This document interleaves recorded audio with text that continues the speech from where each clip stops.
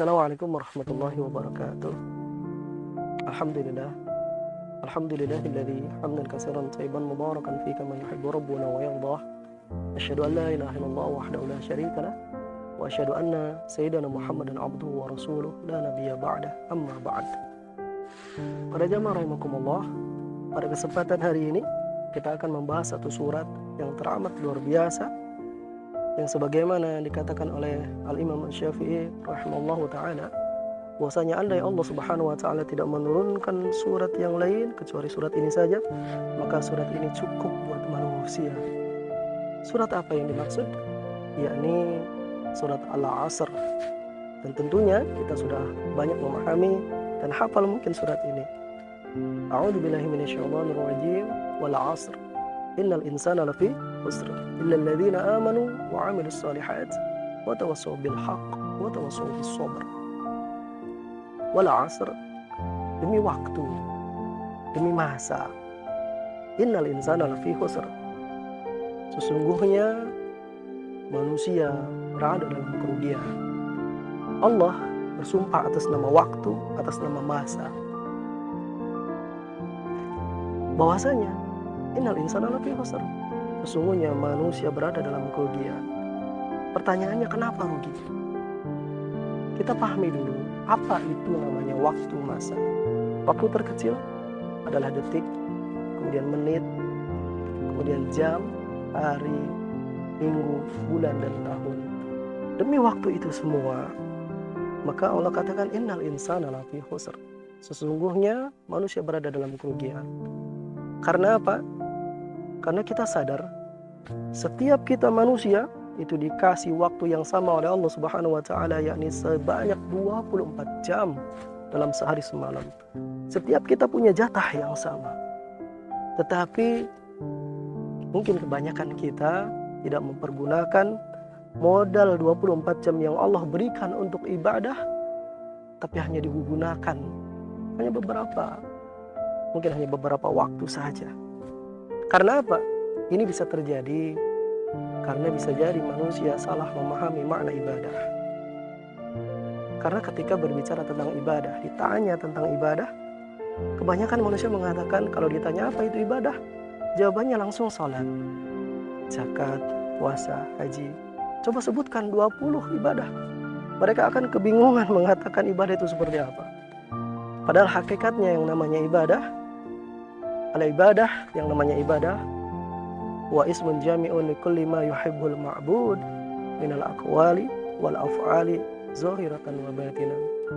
Yang namanya ibadah adalah setiap nama yang memang hal tersebut disukai oleh al-ma'bud, yakni Allah Subhanahu wa ta'ala, minal af'ali, dari perbuatan-perbuatan, wal aqwali, ucapan-ucapan, zahiratan wa batinan, baik yang zahir kelihatan ataupun yang batin di dalam hati. Jadi hakikatnya seluruh aktivitas hidup manusia itu bisa jadi ibadah, tapi bisa jadi juga tidak. Contoh hal sederhana, tidur itu bisa jadi ibadah, juga bisa tidak. Ketika kita mau tidur, kita niatkan tidur kita agar memperoleh kesegaran kembali, agar besok bisa beribadah dengan baik kepada Allah Subhanahu wa taala. Dan kita awali tidur dengan doa. Dan ketika bangun pun sempurnakan dengan doa, maka itu akan jadi ibadah. Begitupun minum, makan, bisa jadi ibadah, bisa juga tidak. Oleh karena itu, ketika kita memahami bahwasanya yang namanya ibadah itu segala hal yang mencakup aktivitas kehidupan kita, yang memang kalau hal tersebut kita niatkan untuk meraih ridhonya Allah Subhanahu wa taala dan kita laksanakan sesuai dengan tuntunan yang ditetapkan dan disyariatkan oleh Rasulullah SAW, apa yang dicontohkan oleh beliau dari mulai doa-doanya, cara-caranya, tidur seperti apa tidurnya, doanya seperti apa, maka itu akan jadi ibadah. Tapi ketika kita tidak melaksanakan itu semua, maka semuanya hanya akan berlalu, tidak bernilai ibadah. Maka Allah wajar katakan, ketika manusia memahami ibadahnya cuma sholat sehari semalam kita paling 5 waktu yang wajib, maka andai satu waktu 10 menit, maka berarti ibadah kita sehari semalam cuma 50 menit. Mungkin ditambah tahajudnya 10 menit, jadi 1 jam. Sedangkan waktu yang dikasih 24 jam. Nah kalau kita memahami ibadah cuma sholat, maka sungguh akan jadi orang yang rugi. Tapi ketika kita bisa memaknai dan memahami bahwasanya ibadah itu adalah segala sesuatu yang berkaitan dengan kehidupan kita, maka sekali lagi ibadah itu banyak macamnya. Dan di dalam ayat ini pun Allah Subhanahu wa taala jelaskan bahwasanya orang yang tidak akan rugi adalah illal ladzina amanu, kecuali orang-orang yang beriman. Siapakah yang beriman itu? Tentunya kita bisa pahami bahwasanya orang yang beriman bahasa al-imanu wa tasdiqum biqalbi wa iqrarum bil lisan wal amal bil arkan. Yang namanya orang beriman adalah orang yang membenarkan di dalam hati, tasdiqum biqalbi wa iqrarum bil lisan, dia mengucapkan, mengikrarkan dengan lisan, wal amal bil arkan, dan juga mengamalkan dengan perbuatan. Dan kita pahami iman, rukun iman, iman kepada Allah, iman kepada malaikat Allah, iman kepada kitab-kitab Allah, iman kepada Rasul-Rasul Allah, iman kepada hari kiamat, dan iman kepada qada dan qadar. Ketika seseorang beriman kepada Allah, apa manfaatnya? Ketika dia meyakini bahwasanya di dunia ini ada zat yang maha besar, zat yang maha kaya, zat yang maha rahman dan rahim, yang mengatur segala kehidupannya, maka itu akan menjadikan dirinya tenang bahwa dirinya sudah dijamin oleh zat yang maha kaya, zat yang maha besar, zat yang maha rahman dan rahim, yang siap mengatur kehidupannya. Karena tentunya Allah ketika menciptakan manusia, maka Allah Subhanahu wa taala pasti bertanggung jawab terhadap ciptaannya. Maka keimanan kepada Allah Subhanahu wa taala ini manfaatnya akan menenangkan hati kita bahwasanya kita senantiasa diurusi oleh zat yang maha rahman dan maha rahim, zat yang maha besar. Ya, oleh karena itu manfaatnya akan menenangkan hati kita. Dan yang kedua, beriman kepada para malaikat-malaikat Allah. Kita tahu malaikat-malaikat Allah jumlahnya sangat banyak. Mereka, para malaikat-malaikat Allah, bekerja sesuai dengan arahan Allah Subhanahu wa taala dan tidak pernah membangkang. Mereka makhluk yang paling taat. Dan di antara hikmahnya kita beriman kepada para malaikat Allah, contoh kita beriman kepada Raqib dan Atid yang senantiasa mencatat amal baik dan buruk kita. Maka di antara faedah keimanan terhadap malaikat tersebut adalah kita senantiasa merasa diawasi oleh malaikat, sehingga ketika kita merasa diawasi secara logika, mungkin jamaah rahimakumullah pernah melaksanakan satu ujian di satu tempat. Ketika melaksanakan satu ujian di satu tempat, kemudian kita tahu bahwasanya ada CCTV yang banyak yang senantiasa ngawasin kita. Maka ketika kita tahu bahwasanya ada CCTV, apakah kita akan berani untuk nyontek? Maka tentu tidak. Karena apa? Ketika kita sekali berani nyontek, maka berarti bunuh diri. Kita tidak akan lulus ujian. Maka pahamilah bahwasanya kita pun di dunia ini sedang diuji oleh Allah Subhanahu wa taala. Dan kita sedang melaksanakan ujiannya. Melaksanakan perintahnya, menjauhi larangan-larangannya.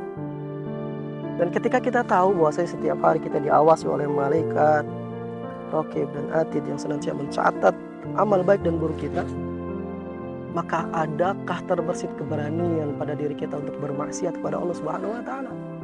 Sedangkan setiap hari kita diawasi, dicatat, ditulis.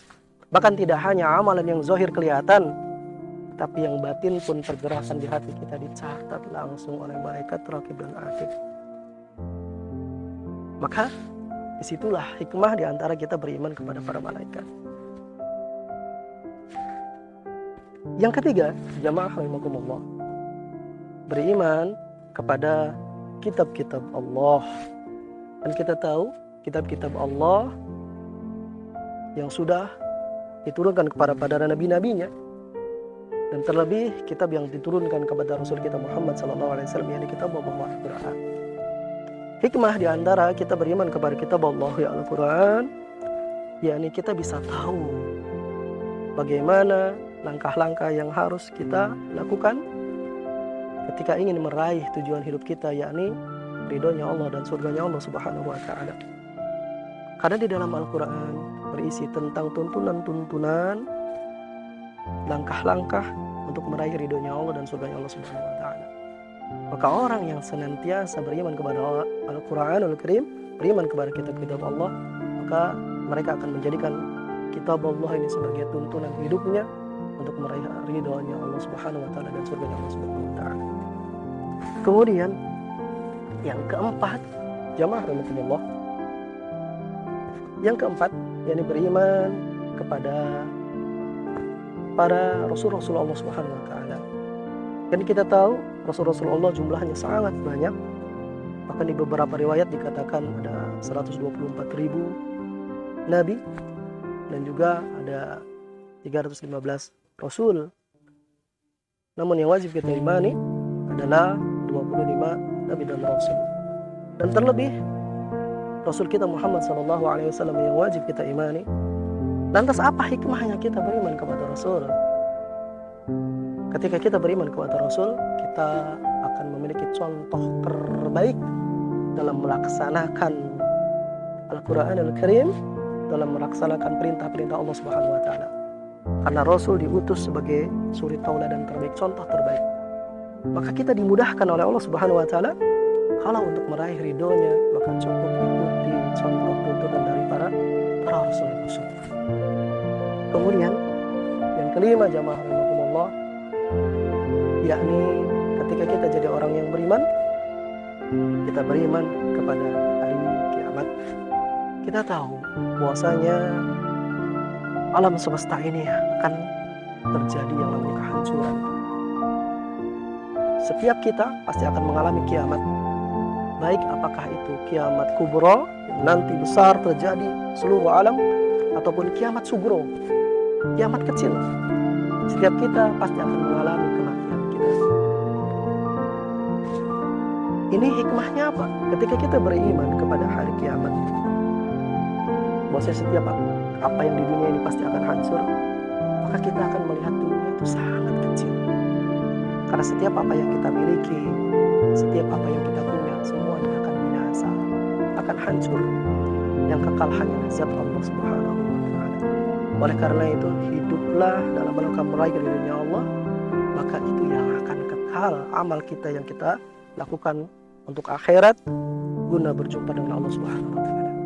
Yang terakhir, yakni beriman dengan qada dan qadar, yakni ketika kita beriman kepada qada dan qadar, maka kita akan melakukan hal yang terbaik karena kita akan berupaya bagaimana takdir terbaiklah yang akan berlaku pada diri kita. Maka jamaah rahimakumullah, ketika kita jadi orang beriman, maka kata Allah di dalam surat ini bahwasanya orang yang tidak akan merugi adalah illal ladzina amanu. Sebetulnya masih banyak wa amilus shalihat wa tawassaw bil haqq wa tawassaw bis sabr. Namun insyaallah kita akan bahas di pertemuan yang akan datang. Demikian, hadana Allah wa iyyakum ajmain. Assalamualaikum warahmatullahi wabarakatuh.